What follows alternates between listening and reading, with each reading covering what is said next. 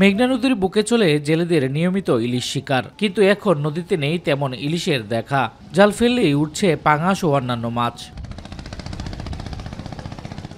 লক্ষ্মীপুর সদরের কাচিয়া কাঠির মাথা, তুলাতুলি ও শিবপুরের ভোলার খাল ঘাটে গিয়ে দেখা যায় কেউ ট্রলার নিয়ে নদীতে যাচ্ছেন, কেউ ফিরে এসে আড়তে বিক্রি করছেন দিনের শিকার। তবে ইলিশ নয়, জেলেদের ঝুড়ি ভরে আছে পাঙাশ, কোরাল, চিংড়ি, আইর, বোয়াল ও পোয়া মাছ।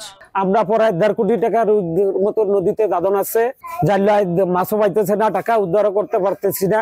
যা মাছ পায় গুড়া, এই মাছে জাইলারও ফসাইতেছে না, আমাকেও ফসাইতেছে না। ইলিশ মাছের সাইজ হলো ছোট, ইলিশ মাছ ধরা এমনি পোষে না। জেলেদের দাবি বড় ইলিশ না থাকায় খরচ মিটিয়ে লাভ তুলতে পারছেন না অনেকেই। আড়তদারেরও পড়তে হচ্ছে বিপাকে। মোকাম থেকে চাপ থাকলেও পাঠানো যাচ্ছে না কাঙ্ক্ষিত ইলিশ।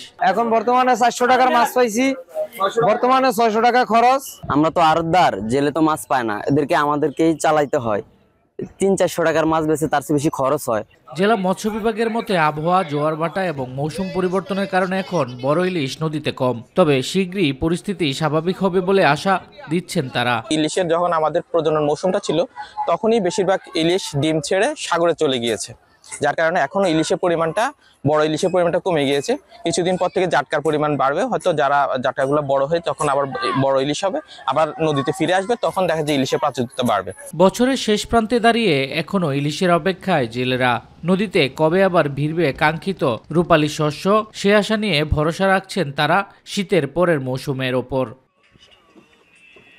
শামস তাবরিজ উচ্ছ্বাস, মাই টিভি নিউজ ডেস্ক।